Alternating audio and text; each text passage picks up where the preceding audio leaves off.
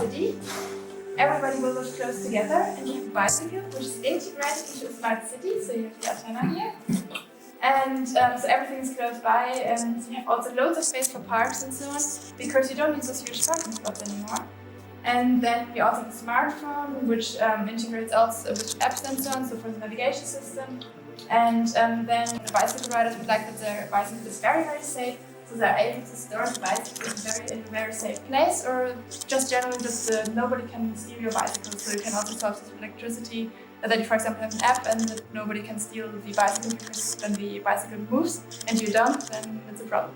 Clearly, I'm creating like a Fitbit, but sort of clinically advanced. So rather than just getting the sort of heart rate and those sort of things, we're looking at developing more sort of solute levels and the sweat, the blood, looking at glucose levels, blood speed, that sort of stuff.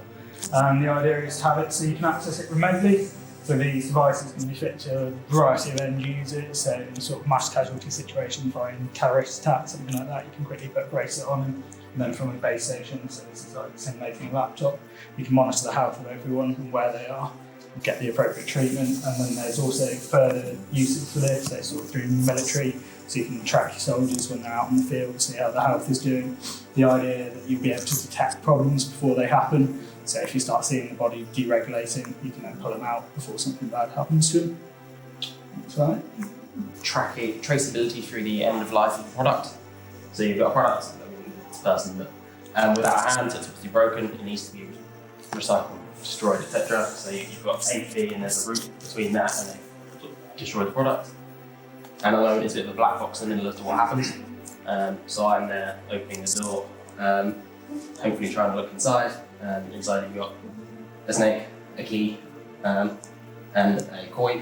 So there's reward, there's risk, and hopefully there's a solution. There's a circuit board, and then this is like showing the insulation going on to the circuit board, because this is all I really understand at the moment.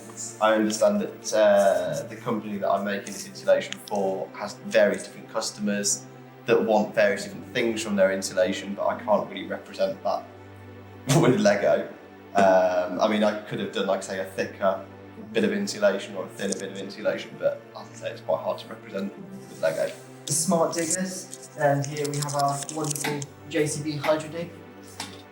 We have myself barking out orders, getting Mardy, and the initial idea of this project is to have communication between the machines and the other vehicles, like this wonderful dump truck, to link up to a system called BIM, which is civil engineering, so that the digger can go around taking its own trenches and placing them in the dump truck. And obviously we've got wonderful COSH health and safety aspects as well, very important, hard hat safety.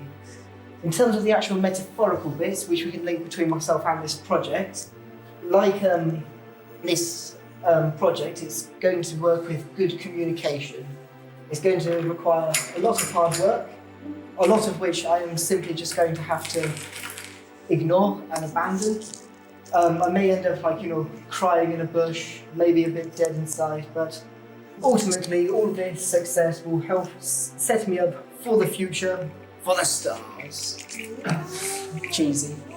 Basically, the hybrid electrical vehicle consists of an engine and electrical motor. So I'm trying to design a controller that defines the best combination of the engine output and electrical motor power output. First is to meet the drivability requirements. Second is to minimize the fuel consumption and also the emissions as well. I put a little man here, that's me. I'm driving the vehicle. That's because I'm in the full charge of my PhD program. I should be responsible of it, and I should drive where I want to go to satisfy my own interests.